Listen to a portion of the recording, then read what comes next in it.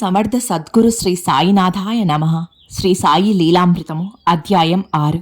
భగవంతునికి ఎట్టి రూపము గుణము లేవు కనుక ఆయన మన ఇంద్రియాలకు మనస్సుకు గోచరించడు. మానవులు ఆయన గురించి తెలుసుకొని ఆయనను ప్రేమించి తరించడం ఎలా సాధ్యం? అందువలన మనపై కరుణతో ఆయనయే మానవాకారంతో భూమిపై సద్గురువుగా అవతరిస్తూ ఉంటారు. చూడడానికి సద్గురువు కూడా సామాన్య మానవునిలాగే ఉన్నా ఆయన యొక్క శక్తి సామర్థ్యాలు మాత్రం అపారము. హేమాద్బంతు చెప్పినట్లు సద్గురువు అన్న పదం గుర్తుకు రాగానే సాయియే మనసుకు వస్తారు. వారి లీలను చింతన చేస్తే భగవంతుని తత్వంపై మనకు స్థిరమైన భక్తి శ్రద్ధలు కలుగుతాయి. కానీ ఇది తెలియక వేర్వేరు దేవతలను ఆరాధించడమే చాలునని అందరూ అనుకుంటూ ఉంటారు. కానీ భగవద్గీతలో శ్రీకృష్ణుడు మానవుల అజ్ఞానం వలన అనేక కోరికలతో ఒక్కడే అయిన పరమాత్మను వేరువేరు నామరూపాలు కల్పించుకొని వేరువేరు దేవతలను ఆరాధిస్తారు అని చెప్పారు. కాని పరమాత్మ అయిన తనకు జ్ఞానికి భేదమే లేదని కూడా చెప్పాడు. దేవతలందరూ భగవంతునికి ఆధీనులైనట్లు సాక్షాత్తు భగవంతుని ప్రతిరూపమైన సద్గురువు కూడా ఆధీనులే. అంతేకాదు శ్రీ గురుచరిత్రలోని దీపకుని వంటి సద్గురువు భక్తునికి కూడా దేవతలందరూ ఆధీనులే. కారణం సద్గురువు సర్వదేవతా స్వరూపము. ఈ విషయము సాయి భక్తులకెందరికో అనుభవమైంది. పండరీ విఠల్ గౌలీ బూవా అనే 95 ఏండ్ల సాధువు తనకున్న కొద్ది సామాను ఒక గాడిద మీద పెట్టుకుని ప్రతి సంవత్సరము కాలినడకన పండరీపురం వెళ్తుండేవాడు. అతడు 8 మాసాలు విఠలుని సన్నిధిలోనూ 4 మాసాలు గంగా తీరంలోనూ గడిపేవాడు. ప్రతిసారి అతడు శిరిడి దర్శించేవాడు. అతడు బాబాను తదేకంగా చూసి ఆనంద బాష్పాలు రాలుస్తూ ఈయన సాక్షాత్తు విఠలుడే, దినజన రక్షకుడు, ఆపద్బాంధువు అనేవాడు. రఘువీర పురందరే తన తల్లిని తీసుకొని 1913లో శిరిడి వెళ్ళాడు. ఆమె విఠలుని భక్తురాలు కనుక త్వరగా పండరి వెళ్లాలని అతన్ని ఒత్తిడి చేయసాగింది. అప్పటి నుండి సాయి ఆమెతో నీవు పండరి ఎప్పుడు వెళతావు అని పదే పదే అడగసాగాడు.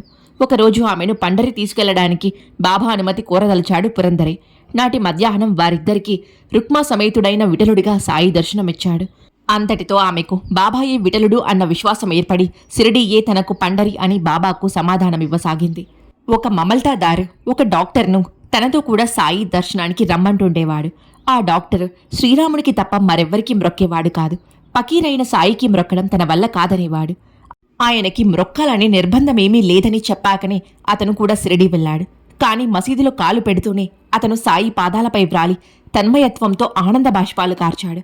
అతడు లేవగానే పిచ్చివాడా, రాముడెక్కడా లేడు, చూడగలిగితే అంతటా ఉన్నాడు, లేకుంటే ఎక్కడా లేడు అన్నారు సాయి. తన గురించి ఆయనకంతా తెలుసని అతనికి అర్థమైంది. తర్వాత ఆ డాక్టర్ చెప్పాడు, సాయి నాకు శ్రీరాముడిగా కనిపించారు, నమస్కరించి లేచేసరికి సాయిగా కనిపించారు. ఆ ఇద్దరు వేరు కాదు. తిరిగి ఇల్లు చేరాక 2 వారాల వరకు అతనికి ఆ పారవశ్యం అలానే ఉన్నది. మద్రాసు నుండి వచ్చిన లక్ష్మి అనే భక్తురాలికి కూడా సాయి ఇలాంటి దర్శనమే ప్రసాదించిన వివరము ముందొక అధ్యాయంలో చూశాము.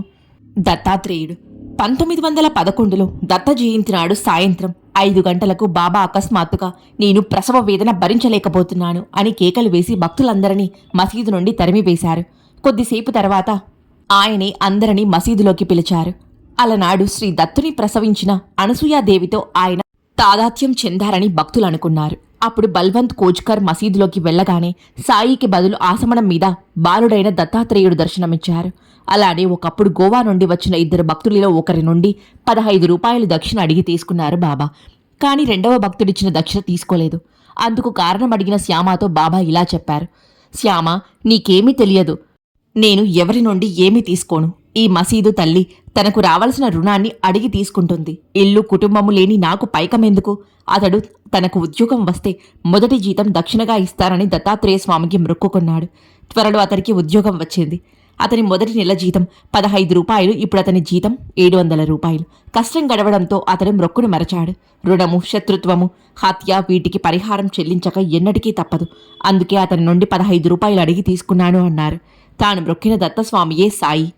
అలానే బాబాసాహెబ్ అనే భక్తుడకు తన బంధువైన నానా చందోర్కర్ మాటను త్రోసివేయలేక 1900 సంవత్సరంలో సాయిని దర్శించేవాడు. కానీ లోపల ఆయన ముస్లిం అన్న శంక ఉంది. కానీ మసీదులో అతనికి సాయి బదులు దత్తమూర్తి దర్శనమిచ్చారు. అందరితో అతడు తన జీవితమంతా సాయి సేవకి అంకితం చేశాడు. ఎప్పుడు సాయికి సేవ చేస్తుండే నిమోన్కర్ పని మీద అహ్మదానగర్ వెళ్తూ తన కొడుకు సోమనాథుణ్ణి ఆయన సేవకు వినియోగించాడు. అప్పుడొకరోజు ఆయనకు కలిగిన అనుభవం గురించి అతడిలా చెప్పాడు. సాయి స్థానంలో ఆయన రూపం లేదు, మారుతియే ఉన్నారు. అయితే ఆయనకు తోక ఉన్నదో లేదో నేను గమనించలేదు. మసీదు మెట్లపై కూర్చొని ఉన్న శ్యామతో అరుగో మారుతి, దర్శించుకో అని చెప్పారు. అప్పటి నుండి శ్రీ సాయి మారుతి అవతారమని సోమనాథుడు నమ్మాడు. చిదంబరరావు గాడ్గిల్ అనే గణపతి భక్తుడు షిరిడీ దర్శించినప్పటి నుండి ఇంటి దగ్గర బాబాను గణపతిగా పూజిస్తుండేవాడు. ఒకరోజు అతడు షిరిడీ వచ్చినప్పుడు ఆయన నవ్వి, "ఈ ముసలాడు చాలా టక్కరి, ఎలుకనే నా వాహనమని కనిపెట్టేశాడు" అన్నారు. ఒకసారి బాంద్రా నుండి ఒక ఆమె వచ్చి సాయికి నమస్కరించి ఆయన ఎదుట కూర్చోగానే ఆమెకు 7 సంవత్సరాలుగా బాధిస్తున్న తలనొప్పి తగ్గిపోయింది. ఆ మాట చెప్పగానే, "బాబా, అమ్మా, నీ చిన్నతనము నుండి నాకు సమృద్ధిగా అన్నీ తినబెడుతున్నావు" అన్నారు. ఆమెకేమీ అర్థం కాలేదు. బాబా నవ్వుతూ, "నీవెవరిని పూజిస్తున్నావు" అన్నారు. "గణపతిని పూజిస్తున్నానని" చెప్పింది ఆమె. సాయి, "నీవర్పించిన నివేదనలన్నీ నాకే చెందుతున్నాయి" అన్నారు. విఘ్నేశ్వరుడు భోజన ప్రియుడు, ఆ గణపతియే తామని బాబా సూచించారు. సదాశివ జోసి నిత్యము సాటేవాడలో ఆరతికి హాజరయ్యేవాడు. ఒకప్పుడు అక్కడ సాయి పటంలో వరుసగా 3 రోజులు నరసింహస్వామి దర్శనమయ్యింది. తర్వాత అతడు తిరిగి వెళ్లేటప్పుడు ఊది కొద్ది మిఠాయి ప్రసాదమిచ్చారు బాబా. అది చాలదంటే బాబా అతనికి 8 అణాలు ఇచ్చి, "షిరిడీలో ఎక్కడైనా మిఠాయి కొని తీసుకోపో, అది నా ప్రసాదమే" అన్నారు. ఆయన సన్నిధి చేత పవిత్రమైన షిరిడీలోని పదార్థమంతా ఆయన ప్రసాదమే. మహల్సాపతి కుమారుడు మార్తాండ్ ఒకరోజు ఖండోబా ఆలయం ద్వారం వద్ద కూర్చున్నాడు. బాబా అతని ఎదుట ప్రత్యక్షమయ్యారు. అతడు లేచి నిలబడగానే బాబా చిరునవ్వుతో ఖండోబా విగ్రహం వైపు నడిచి అందులో లీనమయ్యారు. మార్తాండ్ ఆశ్చర్యంతో విగ్రహం వెనుక చూచాడు. అక్కడ మరెవరూ లేరు. తిరిగి విగ్రహం నుండి బాబా వెలువడి చిరునవ్వుతో అతన్ని చూస్తూ బయటకు వెళ్లిపోయారు. నాటి నుండి అతడు ఖండోబాను బాబా రూపంగా పూజించేవాడు. శ్రీ ఉపాసనీ బాబా అన్నగారైన బాలకృష్ణ ఉపాసనీ శాస్త్రి 1907వ సంవత్సరంలో గయలోని త్రివేణి సంగమంలో శ్రాద్ధ ప్రదానం చేశారు. నడి మధ్యకు వెళ్లి ఆ పిండాన్ని వదలగానే అకస్మాత్తుగా 2 చేతులు నీటి పైకి వచ్చి దానిని స్వీకరించి మరలా నదిలోకి అదృశ్యమయ్యాయి. అతనికి ఒక వంక అమితమైన సంతోషము, మరో వంక విపరీతమైన భయము కలిగాయి. తర్వాత 1912వ సంవత్సరంలో అతడు ఇంట్లోంచి వెళ్లిపోయిన తన తమ్ముణ్ణి వెతుక్కుంటూ షిరిడీ చేరాడు. అతనిని చూచి నవ్వుతూ సాయి, "మరల ఎంతకాలానికి కనిపించావు" అన్నారు. తనది ప్రథమం కదా షిరిడీ రావడం అనుకుంటుంటే ఆయన, "ఎందుకంత ఆలోచిస్తున్నావు? నీవు గయలో పితృదేవతలకు పిండ ప్రదానం చేసినప్పుడు స్వీకరించిన చేతులు ఇవి కావు, గుర్తులేదా?" అంటూ తమ చేతులు చూపారు.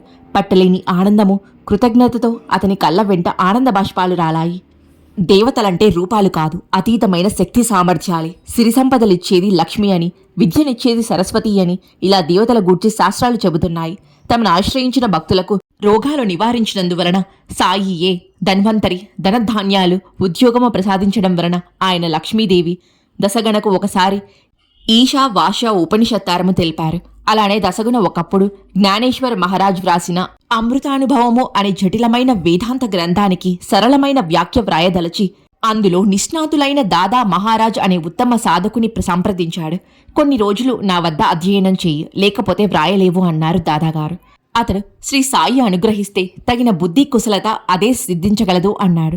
సాయి ముస్లిం, ఆయనకు వేదాంతమేమి తెలుసు అన్నారు దాదాజీ.